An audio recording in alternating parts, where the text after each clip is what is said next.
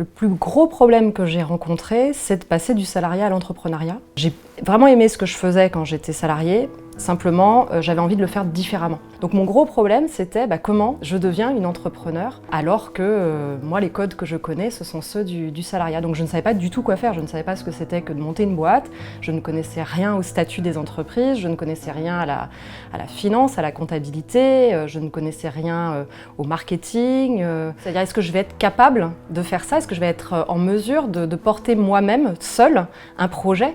Là où, pendant 15 ans, je l'ai fait, je montais des projets, mais j'étais quand même très protégée de par mon statut cadre. Donc vraiment, j'avais une énorme inquiétude, c'était est-ce que je vais pouvoir faire ce saut tout en conservant une sécurité pour moi et pour ma famille, puisque j'ai 4 enfants, donc il s'agissait pour moi de me protéger et de protéger tout le monde. Et je ne savais pas du tout comment faire en fait, tout simplement. Je n'avais pas les clés.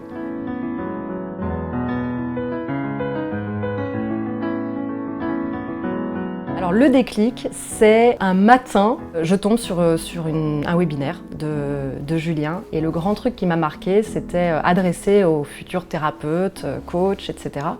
Et puis je dis, est-ce que ce que tu proposes, la formation que tu te proposes, elle est possible quand on a des fonctions à responsabilité et 4 enfants? Et là, il m'a dit la phrase qui a été déterminante pour moi, qu'est-ce que tu veux? Et puis j'ai pris une grande décision à l'été, donc après cette formation, qui a été de négocier mon départ et de me lancer pour de bon dans l'entrepreneuriat, donc ce qui a été le cas le 1er janvier 2020.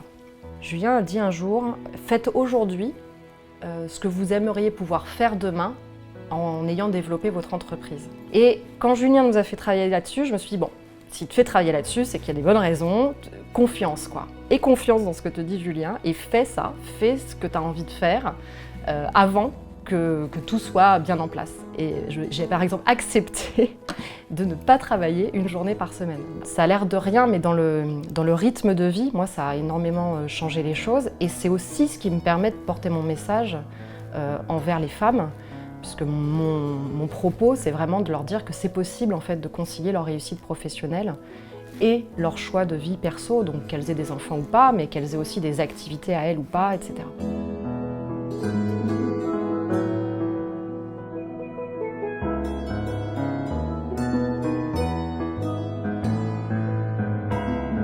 J'ai complètement changé d'environnement de vie aussi. Et puis après, petit à petit, la mise en place du cabinet et donc du coup une école pour ma part qui se monte, qui s'appelle l'École des femmes inspirantes. Mon entreprise en tant que telle, elle existe maintenant depuis 2 ans. Donc on est parti de rien du tout avec un investissement sur fonds personnels de quelques milliers d'euros. Et aujourd'hui, on est sur un résultat multiple de 6 chiffres et on va continuer sur notre lancée. Ça m'a aussi appris déjà à penser par moi-même, à assumer mes propres visions et à lâcher aussi finalement des codes que j'avais mais qui là m'empêchaient d'aller vers cette nouvelle étape. Donc en fait je travaille beaucoup, je ne vais pas dire que je ne travaille pas, mais je travaille quand je veux et du coup je peux me disponibiliser aussi pour ce que j'aime quand je veux.